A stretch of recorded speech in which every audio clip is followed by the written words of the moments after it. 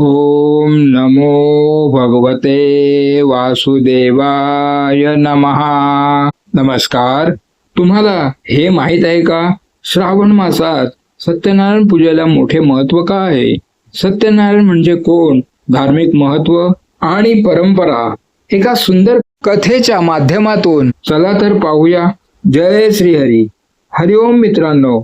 श्रावण महिना हा भगवान विष्णू आणि भगवान शिव या दोघांच्याही उपासनेसाठी अत्यंत पवित्र मानला जातो.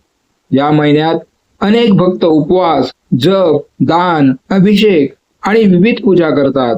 त्यापैकी श्री सत्यनारायणाची पूजा विशेष लोकप्रिय आहे. परंपरेनुसार ही पूजा केल्याने घरात सुख समृद्धी, समाधान आणि आध्यात्मिक शांती लाभते असा भक्तांचा विश्वास आहे. सत्यनारायण म्हणजे कोण? सत्यनारायण हे भगवान विष्णूंचे एक अत्यंत पवित्र आणि मंगल स्वरूप मानले जाते. सत्य आणि नारायण या दोन शब्दापासून हे नाव बनले आहे. सत्य म्हणजे सत्य, धर्म, प्रामाणिकपणा, नीतिमत्ता आणि सदाचार. नारायण म्हणजे संपूर्ण सृष्टीचे पालन पोषण करणारे भगवान विष्णू, जे सर्व जीवांच्या हृदयात वास करतात. म्हणूनच सत्यनारायण म्हणजे सत्याच्या मार्गावर चालणाऱ्या भक्तांचे पालन, रक्षण आणि कल्याण करणारे भगवान विष्णू. हिंदू धर्मात भगवान विष्णू हे सृष्टीचे पालनकर्ते मानले जातात. जेव्हा मानव जीवनात असत्य, लोभ, अहंकार आणि अधर्म वाढतो, तेव्हा सत्याचा मार्ग दाखवण्यासाठी विष्णू विविध रूपात प्रकट होतात. त्यापैकी एक स्वरूप म्हणजे श्री सत्यनारायण. हे स्वरूप भक्ताला सांगते की सत्याचा कधीही त्याग करू नका, प्रामाणिकपणे कष्ट करा, देवावर श्रद्धा ठेवा, मिळालेल्या यशाबद्दल कृतज्ञ राहा, केलेला संकल्प पूर्ण करा. सत्यनारायण पूजेची उत्पत्ती धार्मिक परंपरेनुसार स्कंद पुराणातील रेवाखंडात श्री सत्यनारायण व्रत आणि त्याचे महात्म्य वर्णन केले आहे. कथेनुसार एकदा महर्षी नारद यांनी पृथ्वीवर लोकांचे दुःख, दारिद्र्य आणि संकटे पाहिली. ते वैकुंठात जाऊन भगवान विष्णूंना म्हणाले, हे प्रभो, कलियुगात लोक दुःखाने त्रस्त आहेत. त्यांना सहज करता येईल असा कोणता उपाय आहे ज्यामुळे त्यांना सुख, शांती आणि आध्यात्मिक उन्नती मिळेल?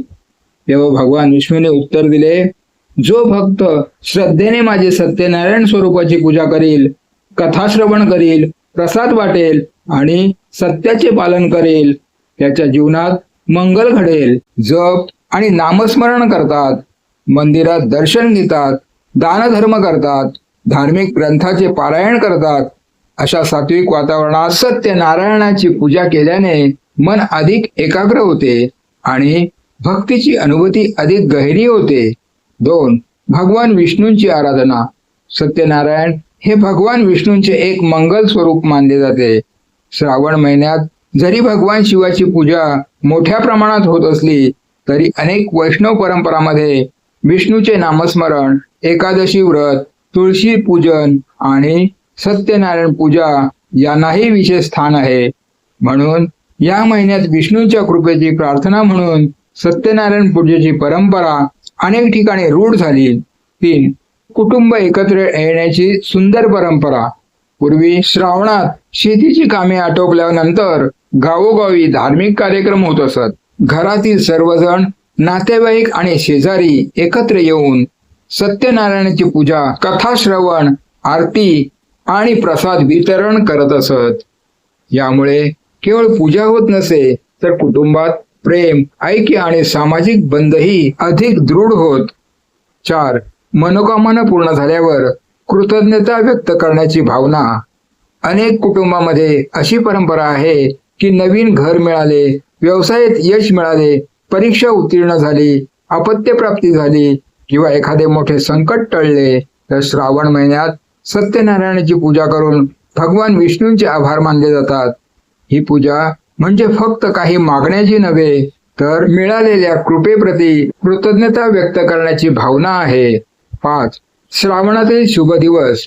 श्रावण महिन्यात अनेक शुभतिथी येतात, जसे श्रावणी सोमवार, एकादशी, पौर्णिमा, तसेच कुटुंबाच्या सोयीनुसार निवडलेला कोणताही शुभ दिवस या दिवशी पूजा केल्यास संपूर्ण कुटुंब एकत्र सहभागी होऊ शकते.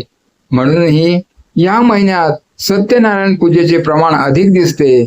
6. सत्य, श्रद्धा आणि सदाचाराचा संदेश. सत्यनारायणाच्या पूजेचा मुख्य उद्देश धनप्राप्ती नसून सत्याचा स्वीकार, प्रामाणिक जीवन, देवावरील श्रद्धा, केलेला संकल्प पूर्ण करणे आणि कृतज्ञ राहणे हा आहे.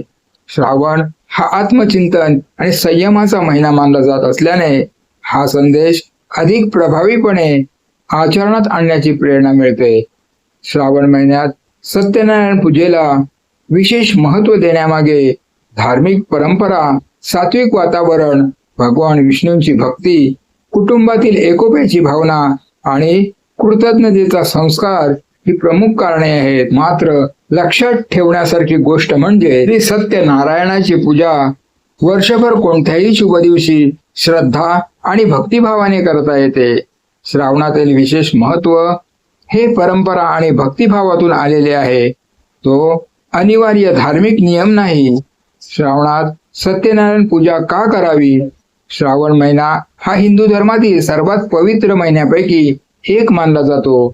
या महिन्यात भगवान शिवांबरोबरच भगवान विष्णूंची उपासना, जप, दान, व्रत आणि पारायण यांनाही विशेष महत्त्व दिले जाते.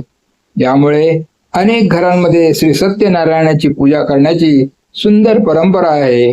लक्षात ठेवण्यासारखी गोष्ट म्हणजे सत्यनारायण पूजा वर्षभर कोणत्याही शुभ दिवशी करता येते. मात्र श्रावणातील सात्विक वातावरण आणि लोकपरंपरेमुळे या महिन्यात तिचे विशेष महत्त्व मानले जाते. 7. पुढील पिढीला संस्कार देण्यासाठी सत्यनारायण पूजेच्या वेळी लहान मुलेही सहभागी होतात. कथा ऐकताना त्यांना शिकायला मिळते. सत्य बोलावे, वडीलधाऱ्यांचा आदर करावा, देवावर श्रद्धा ठेवावी, कृतज्ञ राहावे आणि प्रामाणिक जीवन जगावे. अशा प्रकारे ही पूजा पुढील पिढीपर्यंत चांगले संस्कार पोहोचवण्याचे माध्यम ठरते. श्रावणात सत्यनारायण पूजा करण्यामागचा खरा हेतू धनप्राप्ती किंवा चमत्कारांची अपेक्षा नसून सत्याचा स्वीकार, भगवान विष्णूंचे स्मरण, कुटुंबातील ऐक्य, मिळालेल्या कृपेप्रती कृतज्ञता, सेवा, दान आणि सदाचार आणि आध्यात्मिक प्रगती हा आहे. श्रद्धा, नम्रता आणि सत्याने केलेली श्री सत्यनारायणाची पूजा हीच सर्वात मोठी पूजा मानली जाते. त्यामुळे श्रावण महिन्यात अनेक भक्त भक्तिभावाने ही परंपरा जपतात आणि आपल्या जीवनात सत्य, धर्म आणि भक्तीचा प्रकाश कायम ठेवण्याचा संकल्प करतात. आता आपण कथा पाहूया. खूप वर्षापूर्वी एका छोट्याशा गावात धर्मदास नावाचा एक, त्याच्याकडे मोठे घर नव्हते, संपत्ती नव्हती, ना शेती जमीन होती. रोज सकाळी तो स्नान करून भगवान विष्णूंचे नामस्मरण करत असे आणि गावात जाऊन भिक्षा मागून आपला उदरनिर्वाह करीत असे. घरात अनेकदा अन्नाची कमतरता असे. काही दिवस तर उपाशीपोटी रात्र काढावी लागे. तरीही धर्मदासने कधीही देवावरचा विश्वास सोडला नाही. तो नेहमी म्हणायचा, देव उशीर करेल पण अन्याय कधीच करणार नाही. त्याची पत्नी ही अत्यंत साधी, धार्मिक आणि समाधानी स्वभावाची होती. दोघेही परिस्थितीची तक्रार न करता प्रामाणिकपणे जीवन जगत होते. एके दिवशी दुपारच्या सुमारास गावात एक तेजस्वी वृद्ध साधू आले. त्यांच्या चेहऱ्यावर विलक्षण तेज होते. पांढरी शुभ्र दाढी, हातात कमंडलू, गळ्यात तुळशीची माळ आणि कपाळावर उंच तिलक होते. ते गावातील प्रत्येक घरासमोर जाऊन पाणी मागत होते. काही श्रीमंत लोकांनी त्याच्याकडे दुर्लक्ष केले. काहींनी आता वेळ नाही असे सांगून त्यांना परत पाठवले. थकलेले साधू शेवटी धर्मदासच्या झोपडीसमोर आले. धर्मदासने साधूंना पाहताच नम्रपणे नमस्कार केला आणि म्हणाला, महाराज, माझे घर लहान आहे पण आपले स्वागत मोठ्या मनाने आहे. कृपया आत या. त्याने स्वच्छ पाणी आणून साधूंचे पाय धुतले, पिण्यासाठी पाणी दिले आणि बसण्यासाठी चटई अंथरली. घरात खाण्यासाठी फक्त थोडासा गूळ आणि कोरडी भाकरी होती. तरीही त्याने ती प्रेमाने साधूंना अर्पण केली. साधूने ते अन्न अत्यंत आनंदाने स्वीकारले. त्यांना धर्मदासच्या भक्तीची आणि नम्रतेची जास्त किंमत वाटली. अन्नाची नव्हे. भोजनानंतर साधूने प्रेमाने विचारले, बाळा, तू इतका गरीब असूनही इतका आनंदी कसा राहतोस? धर्मदास शांतपणे म्हणाला, माझ्याकडे धन नाही, पण देवाचे नाव आहे, देवावरचा विश्वास आहे, म्हणून मी कधी निराश होत नाही. हे ऐकून साधूच्या चेहऱ्यावर समाधानाचे हास्य उमटले. साधू म्हणाले, हे धर्मदासा, तुझी श्रद्धा आणि सत्यनिष्ठा पाहून मी अत्यंत प्रसन्न झालो आहे. तू भगवान श्री सत्यनारायणाची भक्तिभावाने पूजा कर. मोठा खर्च करण्याची गरज नाही. जे काही तुझ्या सामर्थ्यानुसार असेल ते अर्पण कर. देवाला वैभवापेक्षा शुद्ध मन अधिक प्रिय असते. धर्मदासने नम्रतेने विचारले, महाराज, माझ्याकडे फळे, मिठाई किंवा मोठी पूजा करण्या इतके धन नाही. गरीब ब्राह्मण राहत होता.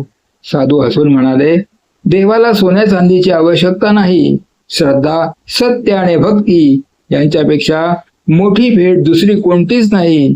थोडा गुळ, थोडे पीठ, एखादे फळ आणि तुळशीचे पानही प्रेमाने अर्पण केले तरी श्री सत्यनारायण प्रसन्न होतात. इतके बोलून साधू निघून गेले.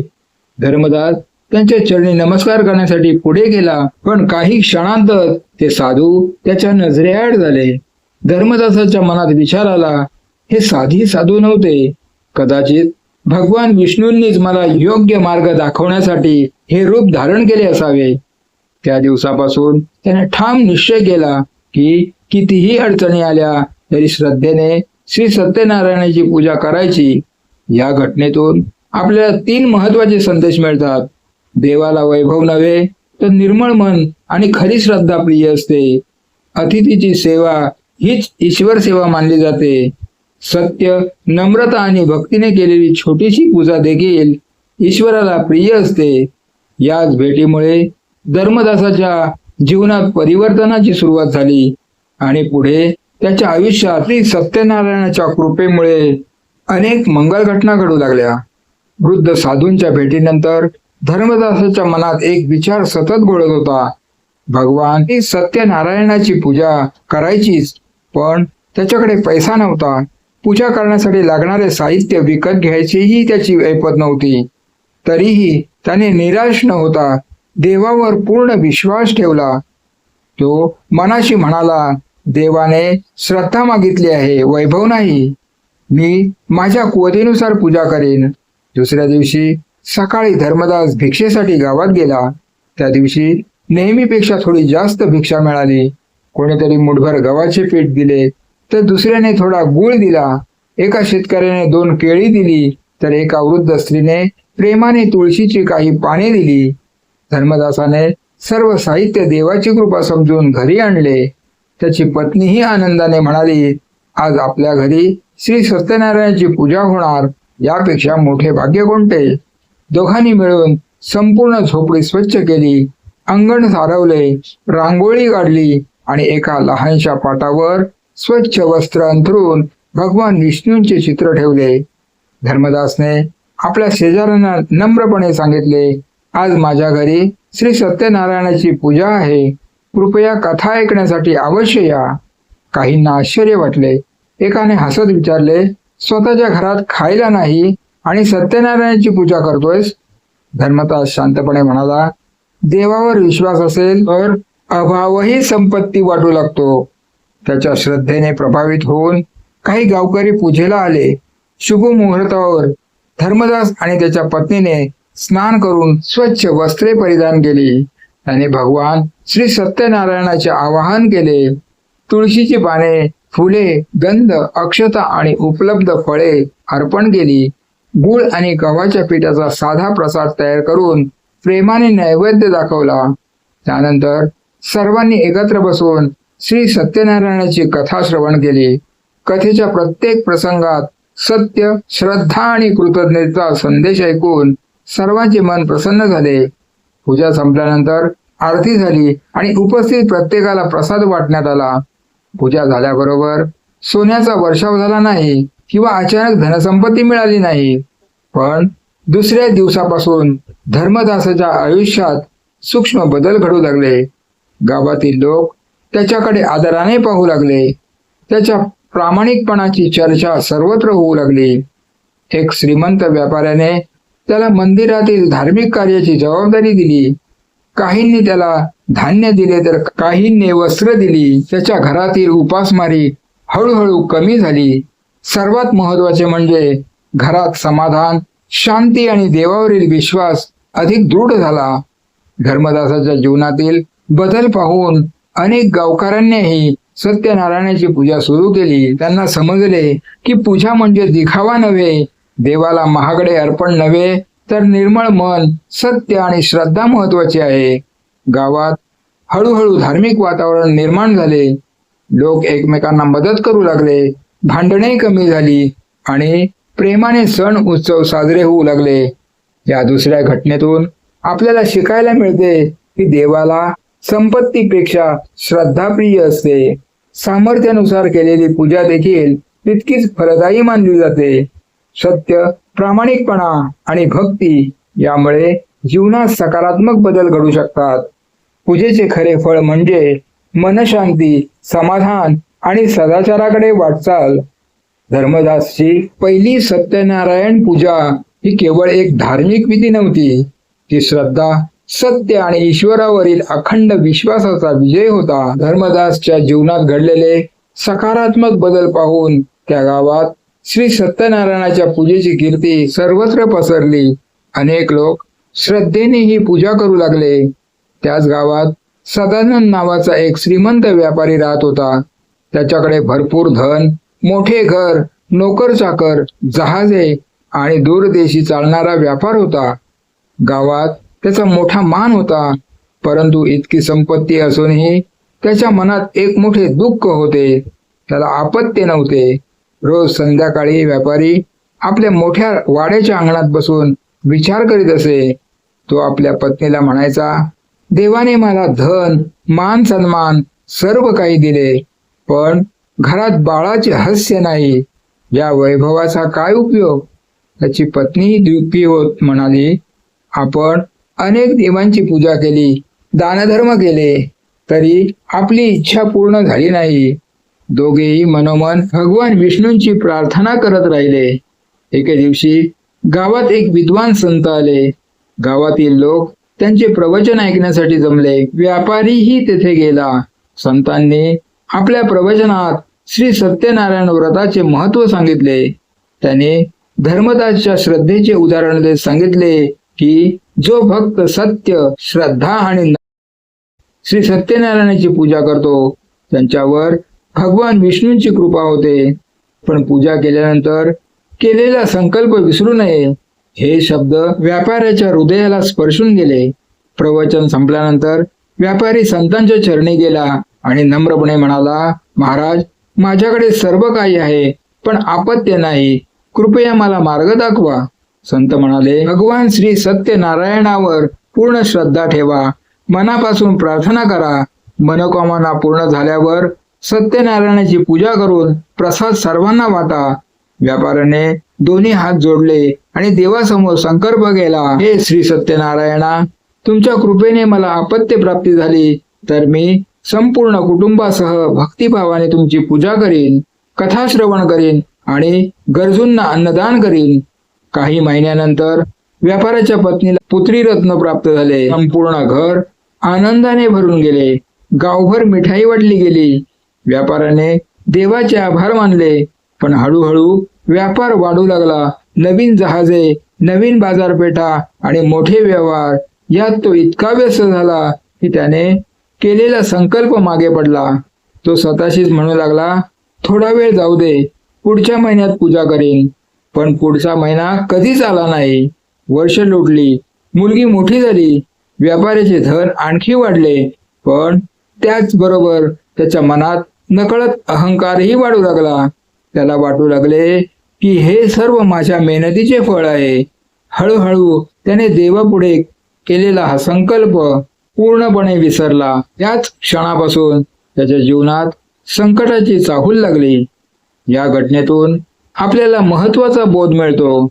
मनोकामना पूर्ण झाल्यावर देवाचे आभार मानणे आणि केलेला संकल्प पूर्ण करणे ही भारतीय धार्मिक परंपरेतील कृतज्ञतेची भावना आहे. संपत्ती आणि यश मिळाल्यानंतरही नम्रता टिकवणे आवश्यक आहे. अहंकार आणि विस्मरण माणसाला आध्यात्मिक दृष्ट्या कमकुवत करतात. सत्यनारायण पूजेचा मुख्य संदेश म्हणजे श्रद्धा, सत्य आणि कृतज्ञता जपणे. ही घटना पुढील प्रसंगातील मोठ्या परीक्षेची सुरुवात ठरते, जिथे व्यापाऱ्याला आपल्या विसरलेल्या संकल्पाची जाणीव होते आणि त्याच्या जीवनाला नवे वळण मिळते. काळ पुढे सरकत गेला. व्यापाऱ्याची मुलगी मोठी झाली आणि तिचा विवाह एका सुशिक्षित प्रामाणिक तरुणाशी मोठ्या थाटामाटात झाला. विवाहानंतर संपूर्ण कुटुंब आनंदात होते. पण या आनंदाच्या काळातही व्यापाऱ्याने भगवान श्री सत्यनारायणाला केलेला संकल्प पूर्ण केला नव्हता. तो स्वतःशीच म्हणत असे, आता मुलीचे लग्न झाले आहे, पुढच्या महिन्यात नक्की पूजा करेन. परंतु व्यापार, पैसा आणि वैभव यात तो इतका गुंतला की संकल्प पुन्हा मागे पडला. काही दिवसांनी व्यापारी आपल्या जावयासह मोठ्या जहाजातून दूरदेशी व्यापारासाठी निघाला. जहाजात मौल्यवान कापड, रत्ने, मसाले आणि अनेक मौल्यवान वस्तू होत्या. प्रवासाच्या सुरुवातीला सर्व काही सुरळीत होते. व्यापारी आनंदाने म्हणाला, या वेळेचा व्यापार यशस्वी झाला तर माझी संपत्ती दुप्पट होईल. परंतु त्याच्या मनात देवाचे स्मरण नव्हते. एके रात्री समुद्रात अचानक प्रचंड वादळ आले. काळे ढग दाटून आले. सोसाट्याचा वारा सुटला. मोठमोठ्या लाटा जहाजावर आदळू लागल्या. खलाशी घाबरले. सर्वजण देवाचा धावा करू लागले. व्यापाऱ्यालाही भीती वाटू लागली. तो मनात म्हणाला, हे प्रभू, हे संकट का आले? पण त्याला अजूनही आपल्या विसरलेल्या संकल्पाची आठवण झाली नव्हती. कसे बसे जहाज किनाऱ्यावर पोहोचले. त्या राज्यात त्याच वेळी राजवाड्यात चोरी झाली होती. चोर पळून जाताना काही दागिने राजाच्या सैनिकांनी शोध घेतला आणि ते दागिने व्यापाऱ्याच्या सामानात सापडले. सत्य परिस्थिती माहीत नसल्याने सैनिकांनी व्यापारी आणि त्याच्या जावयाला अटक केली. व्यापारी विनवणी करू लागला, मी निर्दोष आहे, मी चोरी केलेली नाही. पण कोणाचाही त्यावर विश्वास बसला नाही. दोघांनाही कारागृहात टाकण्यात आले. दुसरीकडे व्यापाऱ्याच्या घरातही संकट सुरू झाली. व्यापार बंद पडला. नोकर चाकर निघून गेले. घरातील संपत्ती कमी होऊ लागली. व्यापाऱ्याची पत्नी आणि मुलगी अत्यंत दुःखी झाल्या. त्या रोज भगवान विष्णूंच्या मूर्तीसमोर बसून प्रार्थना करीत असत. कारागृहात बसलेल्या व्यापाऱ्याच्या डोळ्यात पश्चातापाचे अश्रू होते. त्याला सतत एकच गोष्ट आठवत होती, भगवान श्री सत्यनारायणाला दिलेला विसरलेला संकल्प. तो मनोमन प्रार्थना करू लागला, हे प्रभू, माझ्याकडून चूक झाली. संपत्तीच्या अहंकारात मी तुम्हाला दिलेला शब्द विसरलो. मला क्षमा करा. या संकटातून मुक्त झालो तर सर्वप्रथम तुमची भक्तिभावाने पूजा करेन. त्याचे मन पूर्णपणे नम्र झाले होते.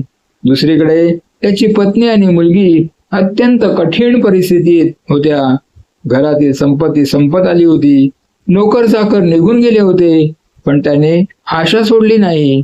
एक दिवस गावात आलेल्या एका विद्वान ब्राह्मणाने त्यांना श्री सत्यनारायण व्रताचे महत्त्व सांगितले.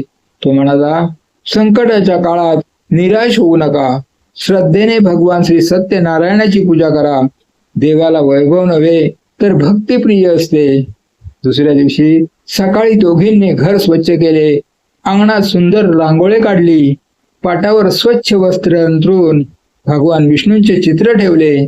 तुळशीची पाने, फुले, गंध, अक्षता आणि घरात उपलब्ध असलेली साधी फळे अर्पण केली. गुळ आणि गव्हाच्या पिठाचा शिरा नैवेद्य म्हणून तयार केला. त्याने अत्यंत श्रद्धेने श्री सत्यनारायणाची पूजा केली. पूजा संपल्यानंतर संपूर्ण कथा श्रवण केली, आरती केली आणि प्रसाद गावातील सर्वांना प्रेमाने वाटला. त्याच रात्री त्या राज्याच्या राजाला एक विलक्षण स्वप्न पडले. स्वप्नात एक तेजस्वी दिव्य पुरुष प्रकट झाले आणि म्हणाले, ज्यांना तू कारागृहात ठेवले आहेस ते व्यापारी आणि त्यांचा जावई निर्दोष आहेत. त्यांना तात्काळ मुक्त कर, अन्यथा तुझ्या राज्यावर संकट येईल. राजा घाबरून जागा झाला. सकाळी त्याने त्वरित चौकशीचे आदेश दिले. व्यापाऱ्याच्या मालाजवळ टाकून गेले. व्यापारी आणि त्याचा जावई पूर्णपणे निर्दोष असल्याचे सिद्ध झाले.